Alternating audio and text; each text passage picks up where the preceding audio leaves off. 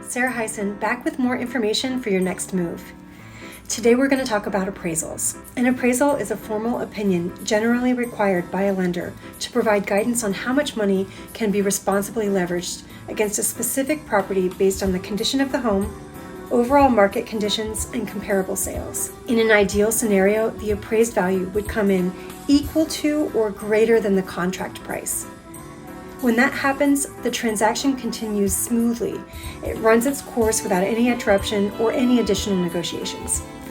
If, however, the appraisal comes in lower than the contracted price, there are a few different possible outcomes. If there is an appraisal contingency in play, the buyer has the right to walk away from the contract and retain their full earnest money deposit.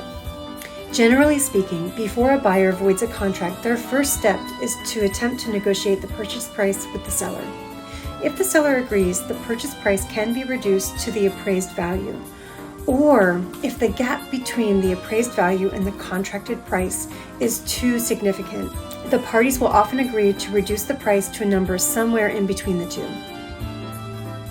This is only possible when a buyer is able to bring enough cash to the closing to maintain the lender's required financing ratios.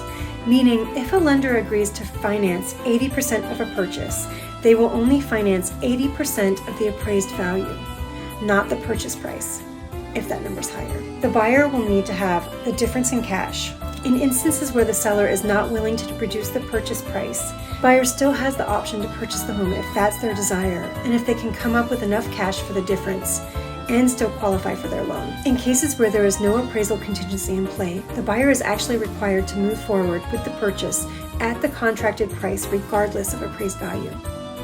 If a buyer is unable to perform due to low appraisal and there is no appraisal contingency, unfortunately that buyer is likely to lose their earnest money deposit upon cancellation of the contract.